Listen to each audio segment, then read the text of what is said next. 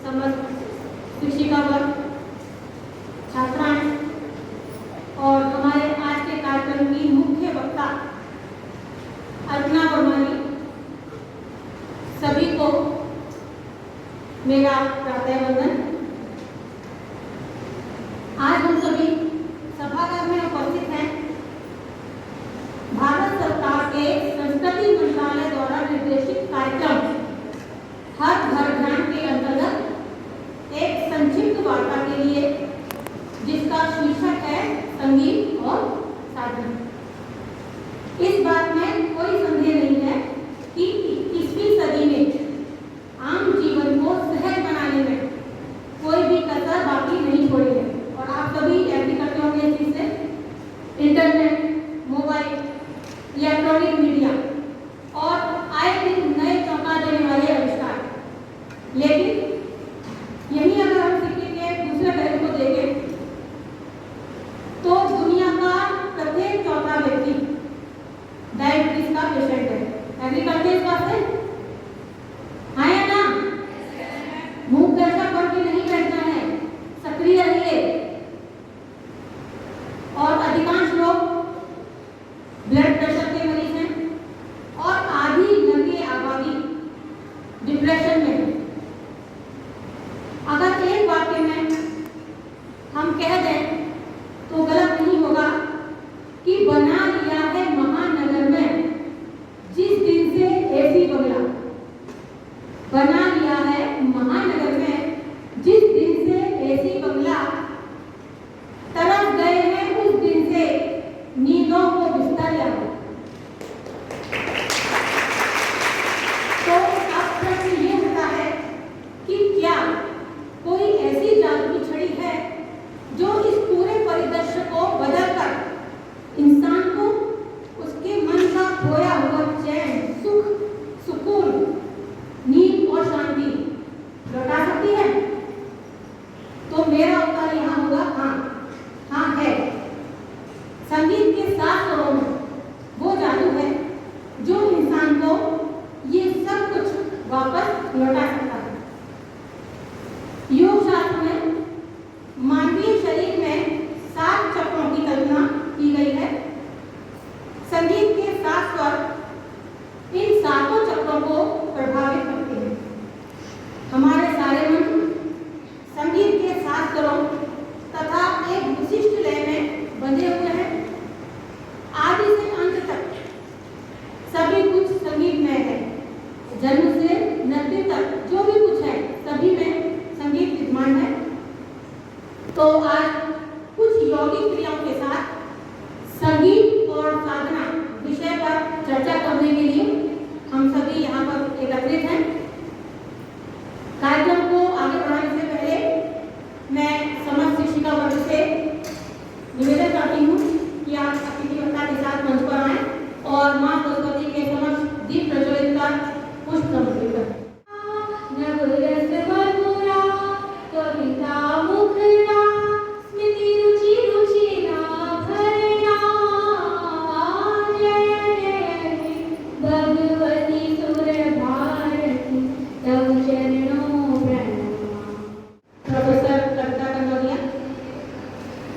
और associate professor doctor Rashmi Gaur, associate professor doctor Babita, आप सभी से आग्रह करूंगी कि ब्रज क्षेत्र की परंपरा के अनुसार पटुका पहनाकर और पुष्प गुच्छ देकर हमारे आज की जो अतिथि वक्ता है उनका स्वागत करें और उनको स्मृति चिन्ह करें।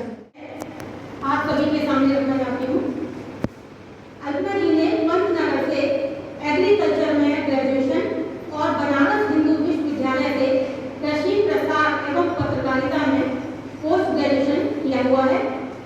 सन 2008 से 2009 तक आप कॉलेज ऑफ एग्रीकल्चर त्रिपुरा, वहां पर असिस्टेंट प्रोफेसर के पद पर कार्यरत रही और वर्तमान में आप GST राजेगर मथुरा में उप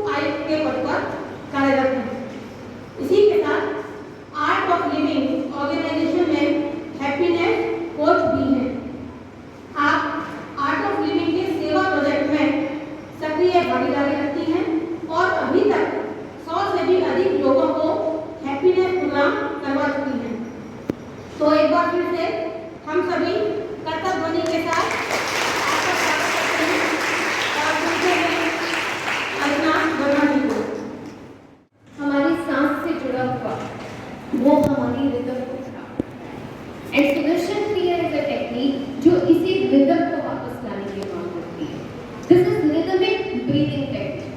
And once you do this process ना, तो इस process को करने के बाद आपको outcome निकल के आता है।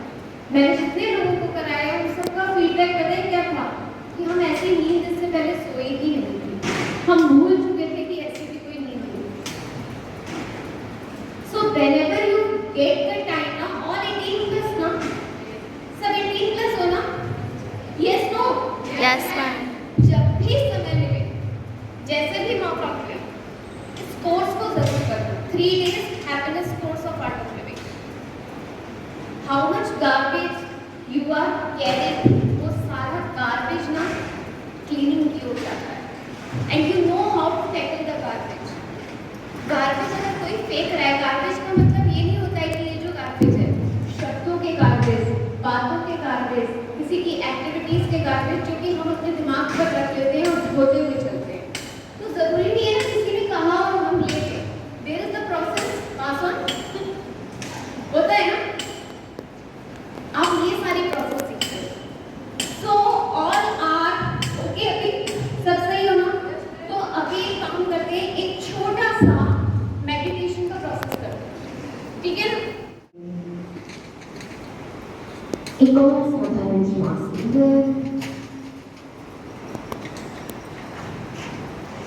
और खाली करें। अपने शरीर और परिसर के प्रति सजग हो जाएं।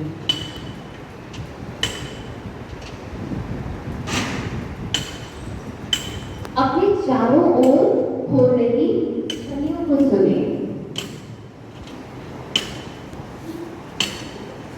कैसी भी ध्वनि हो, इन ध्वनियों को स्वीकार करें। Accept all the noises around you. किसी भी प्रकार की ध्वनि, चाहे वो संगीत हो, चाहे शोर हो, कुछ भी, उसको स्वीकार करें। एक लंबी गहरी सांस लें और जाने दें। अपने शरीर के प्रति सजग हो जाए।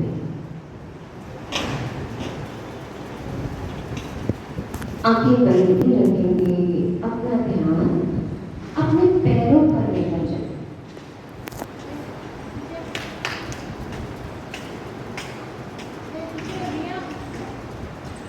Pay attention to your feet.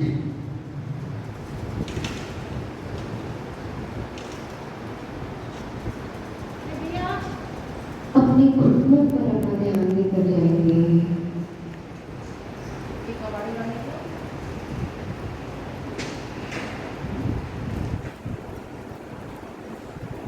Your thighs.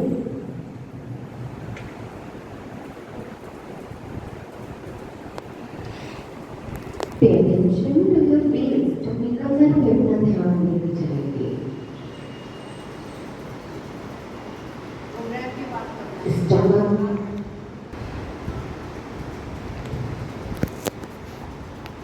दोनों हाथों की हथेलियों पर अपना ध्यान।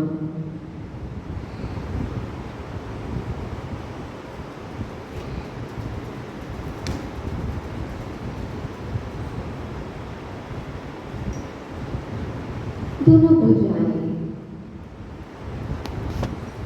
कंधे,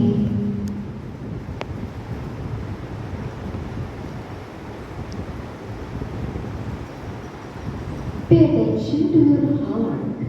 अपने हृदय पर अपना ध्यान।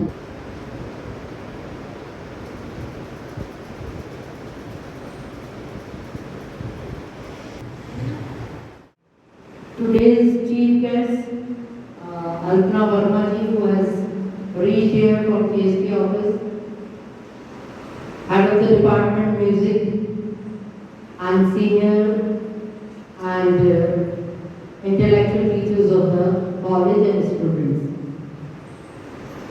आज इस नए सत्र में ये पहला कार्यक्रम है और चूंकि ये सत्र का पहला कार्यक्रम है और विश्वविद्यालय परीक्षा भी चल रही है तो शायद कुछ व्यवस्था में भी विलंब रहा, लेकिन ये जो कार्यक्रम यहाँ हुआ है आज, द आर्ट ऑफ लिविंग का हर घर ध्यान संगीत और साधना, ये बहुत ही अच्छा कार्यक्रम मोनिका मैडम ने यहाँ आपके सामने रखा है।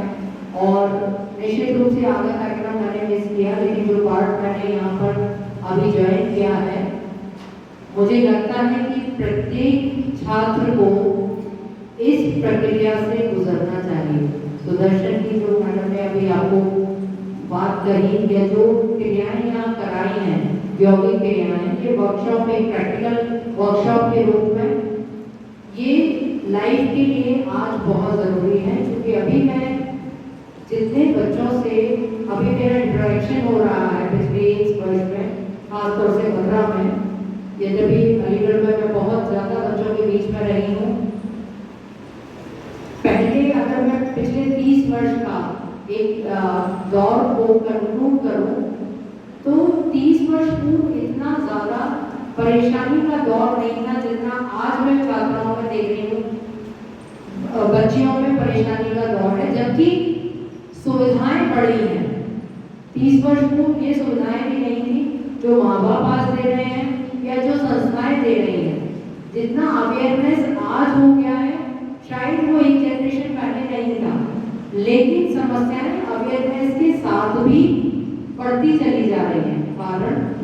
कारण हमें आपको अपने अंदर झांकना पड़ेगा, और उसका कारण यही है कि कहीं हमारा मानसिक स्वास्थ्य, मानसिक संतुलन तो विकृत नहीं हो रहा, क्योंकि अट्रैक्शंस बहुत है, इतने फैसिनेशंस हैं, इतनी ज़्यादा समाज में, वातावरण में इतनी ज़्यादा चीज़ें हैं कि हमको समझ नहीं आता कि हम किस ओर अपना झुकाव करें।